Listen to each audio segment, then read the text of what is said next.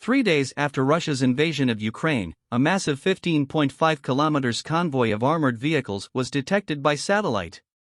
That same morning, in Bucha, north of Kiev, Volodymyr Skryabinin, 67, was outside the supermarket near his home when more than 100 Russian military vehicles arrived in the city.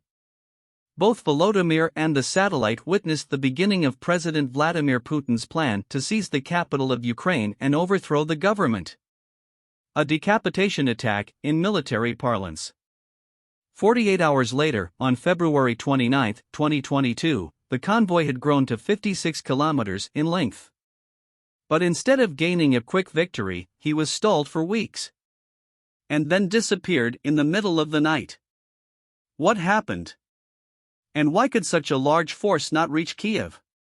Camped deep in the forest of the Chernobyl exclusion zone, Vladislav's unit was on patrol when the first Russian vehicles crossed into Ukraine. The whole earth was shaking. Have you ever been in a tank? There's no other sound like that. It's powerful stuff.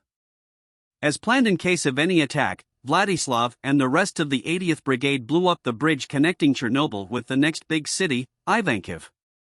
The Russians would be forced to waste time building a pontoon bridge, giving Vladislav and his unit time to retreat to Kiev. At first I was surprised, why didn't we hold them there in Chernobyl? But we needed to learn about our enemy. So that's what we did. So close to the Belarusian border, the Ukrainians could not open fire. They were in danger of starting another conflict.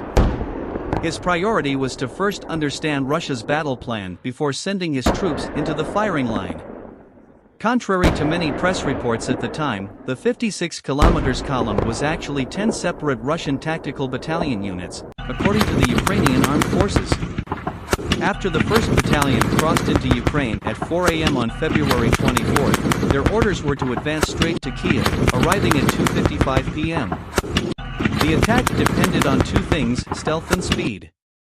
According to the Royal United Services Institute, RUSI, by keeping plans about an attack on the capital a secret, Russian soldiers would be able to outnumber Ukrainian forces 12-1 in northern Kiev. However, Putin's secrecy came at a cost. So successful was his plan to deceive the enemies that even most of his commanders did not receive their orders until 24 hours before the invasion. On a tactical level, this left them vulnerable. They lacked food, fuel, and maps.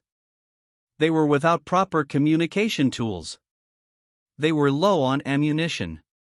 Lessons learned by the Russians in the wars. Modern combat imposes constant learning and, therefore, at each end of action on the battlefield, we need to analyze all the events and define what is good and what we have to change, because it doesn't work anymore, or at least, it doesn't work anymore in this new combat scenario. Russia in combat decided to decentralize its means of combat, creating battalions plus its own artillery, logistical means, health and theoretically capable of operating in isolation. Sounds like a spectacular form of combat, are they right? In practice, the transfer of artillery pieces and other collective weapons to the lower echelons in order to give them greater firepower is unfeasible and ineffective in most cases.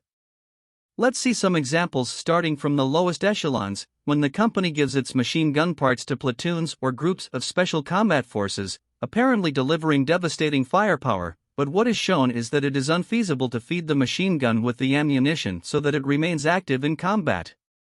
A mag has a rate of fire of 850 rounds per minute, realistically 600 rounds per minute.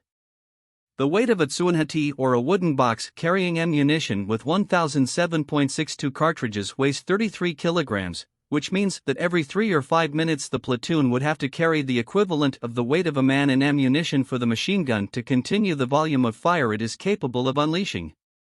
In addition to the fact that the characteristics that make the armament effective in combat, such as flanking, grazing shots, the joint action of multiple machine guns that triggers scything shots on the entire front of combat, that is, triggering bursts with simultaneous changes of direction and/or distance. I emphasize that they were the type of machine gun fire that in the First World War created trench warfare, since any enemy advance was neutralized by large volumes of fire in all enemy contact positions, making any advance impossible, since whoever left the trenches was dead before he manages to fire the first shot. At the company combat level, we have again the distribution of heavy mortars. The range of medium and heavy mortars with a range superior to the other armaments of the company that are in direct contact with the enemy, without the possibility of effectively integrating artillery fires with the upper echelon, fire plans become useless, positions change and supplementary operations become unfeasible since the company in combat is engaged with the enemy, and everything the enemy does is seen immediately. For these mechanisms to have any chance of success, we would have to take special measures. In our example of machine guns, the upper echelon should reverse the logistical flow of receiving ammunition, which should be delivered by the upper echelon at the front and not be picked up at the rear. Another way would be the creation of advanced logistical posts, with this ammunition being delivered more and more forward by the upper echelon as the combat develops and the maneuver pieces become more and more distant. The same must be considered for medium and heavy long-range mortars, which, in addition, should have shooting computers available for these subordinate levels with communication and integration of fires up to 2 levels above.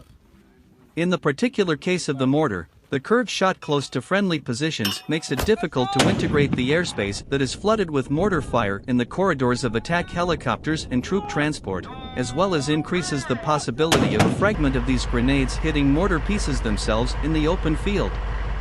In the case of combat, the location of the buildings imposes a very high shooting angle with the arrow, distance from the grenade to the ground during the trajectory, which makes it impossible for friendly aircraft to be safe in the air transport, attack and evacuation corridors. The truth is that in a pretend war everything works, but when the combat is real one wonders, where is the ammunition, where is the food? Do they not know that we need fuel for our armored vehicles and vehicles? We have doctors, but where did the hospitals? Or do you believe that a doctor without a hospital is able to treat a gunshot or help a victim of an explosion who has had a large part of his body shredded or burned by an incendiary grenade? I think it failed to match the Russians, yes, with the Russians who are risking their lives on the battlefronts and who discover that sometimes having less means being more effective, lighter, more integrated, more coordinated, more and more, and simply having a better chance of being alive.